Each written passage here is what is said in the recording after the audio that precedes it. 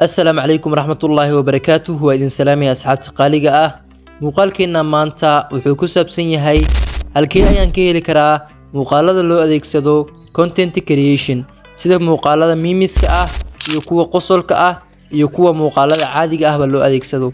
maanta ayaan rabaa inaan ku tuso app aad si free ah ugu heli karto dhamaantood iyadoo aanan kugu xirinin wax shuruud ah iyo wax copyright ahba. maanta muuqaalkan ayaan kugu tusi doonaa. inta aanan muuqaalka guda gelin waxaan kaa codsanay nagu soo biirto muuqaalkan like inoo saarto. applicationka aan rabo inaan ka hadlo oo aan muuqaalkan inaan uga hadlo aan rabo waa applicationka Pinterest. dhalinyarada inta badan way garanayaan balse ma garanayaan sida sign in loo dhaho.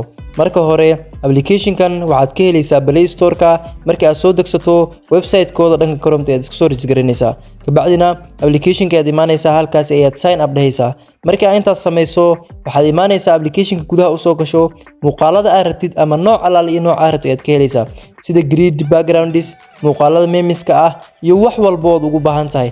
kabacdi muuqaalkii aad rabtid aad linkigiisa copy gareynaysaa dhanka Chrome aad keenaysaa oo waxaad ku qoraysaa Pinterest download. kabacdina muuqaalkii sidaas ay kugu soo degayaa wuxuu imaanayaa Chrome wuxuu ku soo galayaa gallery-daada. maanta muuqaalkeen intaas uu ku egyahay. haddii aad wax naga faa'iideyn nagu soo biir muuqaalkan like inoo saar. hada wa salaam peace and love.